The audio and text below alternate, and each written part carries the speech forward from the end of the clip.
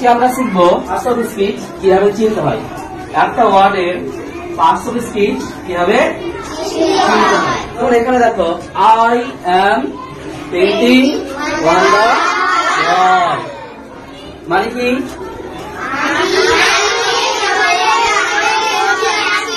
আমি দেওয়ালে। তারপরে বাক্যটা দেখো, দ্য পেন্টিং ইজ বিউটিফুল, মানে কি এখানে দেখবে যে পেন্টিং এখানেও আছে আবার তাহলে কি এই পেন্টিং কি পার্টস অফ স্পিচ কি একই আছে দু জায়গাতে? আলাদা আছে। তো আলাদা কিভাবে হলো এটা আমরা একটু উদাহরণের মাধ্যমে দেখবো। হামিদা দাঁড়াও, হামিদা ধরে নাও যে মেলা গেছে, ওর মায়ের সাথে মেলা গেছে। ধরো যে সাবিস্তা, সাবিস্তা ধরে নাও যে ওর মা, ধরে নাও শুধু ও মেলা গেছে। তো সাবিস্তাকে জিজ্ঞাসা করলো যে এই মেয়েটা কে? সাবিস্তা কি উত্তর দিবে? এটা আমার মেয়ে। তাহলে ফামিদা এখন কি হয়ে গেল? মেয়ে।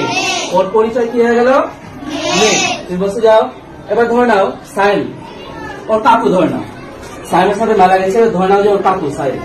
তাহলে সাইলকে যদি জিজ্ঞাসা করা হয় যে এই মেয়েটা কে, তাহলে সাইল কি উত্তর দিবে? ভাইজি। ফামিদা আমাকে ভাইজি। তাহলে ফামিদা এখন চেঞ্জ হয়ে গেল ওর পরিচয়। বসে যাও। আব্দুল আজিজ, দাঁড়িয়ে যাও। আব্দুল আজিজ ধরে নাও যে ওর বড় ভাই, ঠিক আছে? আব্দুল আজিজ ওর বড় ভাই, এবং ওকে জিজ্ঞাসা করা হলো যে এই মেয়েটা কে, তাহলে ওকে উত্তর দিবে আমার বোন। বুঝে যাও। তাহলে ফামিদা একজনই মানুষ, চেঞ্জ হয়ে গেল সাবজেক্ট ওর পরিচয়, পরিচয়টা চেঞ্জ হয়ে গেল না? কিন্তু সব থেকে বড় পরিচয় কি? একটা মানুষ। আচ্ছা, মানুষ কি? মানুষের মতো দেখতে হলে কি মানুষ হবে? মানুষের মতো আচার আচরণ, মুখের ভাষা সবকিছু ঠিক হতে হবে। যাই হোক, কিন্তু হামিদাকে দেখো যে ওর পরিচয় চেঞ্জ হয়েছে, সেরকমই একটা ওয়ার্ডের বাক্যের মধ্যে কোথায় বসে আছে সেই অনুসারে পার্টস অফ স্পিচ কিন্তু চেঞ্জ হয়ে যায়। বসে যাও হামিদা।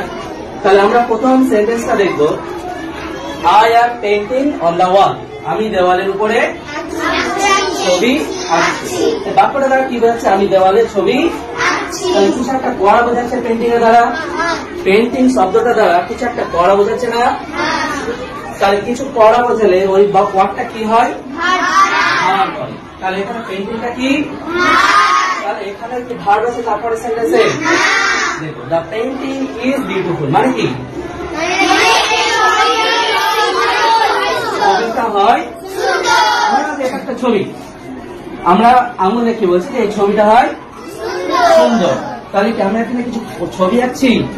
ছবিটা হয় সুন্দর। তাহলে এখানে ছবিটা কি? দ্য পেন্টিংটা কি? তাছাড়া আমরা আর একভাবে জানতে পারি যে সাবজেক্ট, তারপরে বসে ভার্ব, তাই না? ভার্বের আগে সাবজেক্ট। তাহলে সাবজেক্ট কি হয় সবসময়? তাহলে এখানে পেন্টিংটা কি হয়ে যাবে? আমরা এইভাবেও বের করতে পারি। তারপরে সেন্টেন্সটা দেখবে, ইট ইজ অ্যান ইন্টারেস্টিং বুক।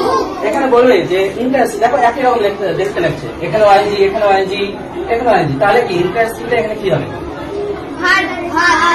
ভালো দেখবে, it is an interesting book. Interesting মানে কি? আকর্ষণীয়। ইহা হয় একটি আকর্ষণীয় বই, তাই না? তাহলে এখানে আকর্ষণীয় জিনিসটা কি যদি বলি? কি আকর্ষণীয়? কোনটা আকর্ষণীয়? বইটা। আর বইটা কি? নাউন। বইটা নাউন। আর নাউনের ব্যাপারে যদি কেউ বলে কোনো ওয়ার্ড, সেটা কি হয়? অ্যাডজেক্টিভ। কি হয়? তাহলে এখানে কি ইন্টারেস্টিংটা কি হলো? অ্যাডজেক্টিভ হয়ে গেল। কারণ ইন্টারেস্টিং মানে কি? আকর্ষণীয়। কোন জিনিসটা আকর্ষণীয়? বইয়ের ব্যাপারে কিছু একটা বলছে, বইটা কিরকম?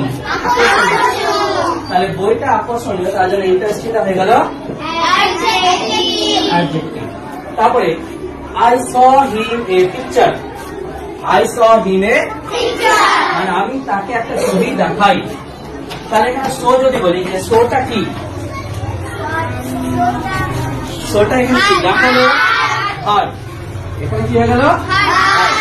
আজ হয়ে গেল সাবজেক্ট, শো হয়ে গেল। তারপরে বাক্যে দেখবে আবার শো আছে, দেখো, I want to enjoy the show. আমি শোটাকে এনজয় বা উপভোগ করতে চাই বা অনুষ্ঠানটিকে উপভোগ করতে চাই, তাহলে এখানে শোটা কি হবে? দেখো, শো এর আগে আর্টিকেল বসে আছে না? কোন ওয়ার্ডের আগে যদি আর্টিকেল বসে এবং ওই আর্টিকেলের পর যদি একটাই শব্দ থাকে, ওইটা কি হবে? নাউন। আমরা জানি এটা নাউন। আর্টিকেল সবসময় কার জন্য বসে? নাউনের জন্য। তার জন্য এখানে শোটা কি হবে? বুঝতে পেরেছো আশা করি?